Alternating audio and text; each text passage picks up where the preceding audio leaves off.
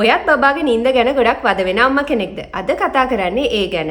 මුලින්ම අපි බලමු දරුවෙකුට නිින්ද අත්‍යවශ්‍ය වෙන්නේ ඇයි කියලා. දරුවෙකුගේ මොළයේ වර්ධනයට, ඉමෝෂනල් රෙගියුලේෂන්ස් වලට, ඒ වගේම එයාගේ හැසිරීමට, බුද්ධි වර්ධනයට මේ වගේ ගොඩාක් දේවල් වලට නිින්ද බලපානවා. ඉතින් ප්‍රධාන වශයෙන් දරුවෙක් රාත්‍රියට හොඳ නිින්දක් ලබා ගන්න නැති හේතු ගැන මම කතා කරන්න හිතුවා. ඒකට එකක් තමයි දරුවෙකුට හොඳ ස්ලීපින් රූටීන් එකක් නැති එක. ඒ කියන්නේ දරුවෙක් හැමදාම එකම වෙලාවට නිදි කරවන්නේ නැති එක. ඉතින් ඔයාලට මේක දරුවෙක් හැමදාම එකම වෙලාවට රාත්‍රී නිින්දක් ලබා දෙන්න පුළුවන්. මේක පුරුදු කරන්න මාස 3 ඉඳන් පුළුවන්. දෙවෙනි කාරණාව තමයි දරුවෙකුට හොඳ ආහාර වේලක් රාත්‍රියේදී ලබා නොදීම. ඒ කියන්නේ කිරි බොන දරුවෙක් නම් එයාට රාත්‍රී නිදා ගන්න කලින් දෙන කිරි එක ඒ අවශ්‍ය ප්‍රමාණයට එයාගේ හොඳට බඩ පිරෙන්න ලබා දෙන්න ඕන.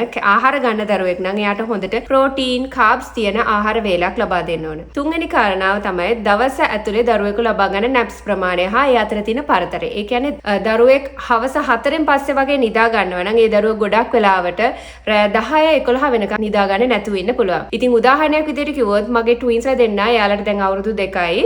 ඉතින් එයාලා දවස් ඇතුළතදී ගන්න එක නැප් එකයි. නැප් එක එයාලා ගන්න හැමදාම උදේ. ඉතින් එතකොට එයාලා හැමදාම උදේ පැය 2ක් නිදිය ගන්නවා. ඊට අමතරව එයාලා ආයි හවස 6ට රාත්‍රී නිින්දට යනවා. උදේ 6 වෙනකම් එයාට සුව නිින්දක් ලැබෙන්න එක හේතු වෙනවා. ඊළඟ කාරණාව තමයි දරුවෙකුට හොඳට හවස එයාගේ එනර්ජි එක රිලීස් වෙන්න හොඳට සෙල්ලම් කරන්න අවස්ථාව දෙන්න ඕනේ. එයාට එළිය හොඳට දුවන්න, පනින්න, දඟලන්න, හොඳට ඇඟ මහන්සි වෙන්න සෙල්ලම් කරන්න අවස්ථාවක් දෙන්න ඕනේ. මේක ඇත්තටම දරුවෙකුට රාත්‍රී කාලයේදී ස්ලීපින් හෝමෝන රෙගියුලේට් වෙන්න උදව් වෙනවා. ඉතින් දරුවෙකුට හවස හොඳට සෙල්ලම් කරන්න දීලා, එයාට වොෂ් එකක් දාලා, හොඳ සමබර හොඳ ආහාර වේලක් ලබා දීලා, එයාට සුව පහසු ඇඳුමක් අඳවලා, එයාට නිදා ගන්න සුදුසු විදියට එයාගේ කාමරේ කළුවර කරලා, එයා කායට සකසලා දුන්නොත් දරුවෙකුට සුව නිින්දක් ලබා ගන්න එක හේතු වේවි. සාරාංශයක් විදියට ගත්තොත් දරුවෙගේ නිින්දට හොඳ ස්ලීපින් රූටීන් එකක්, ඒ වගේම හොඳ ආහාර වේලක්, ඩේ ටයිම් එකේ ගන්න නැප්ස් අතර තියෙන පරතරය, ඒ වගේම සීතල රස්නය, මේ වගේ ගොඩාක් දේවල් තියෙනවා. මේ දේවල් හරියාකාරව සකසලා දෙන්න පුළුවන් වුණොත් දරුවෙකුට සුව නිින්දක් ලබා ගන්න හේතු වෙනවා.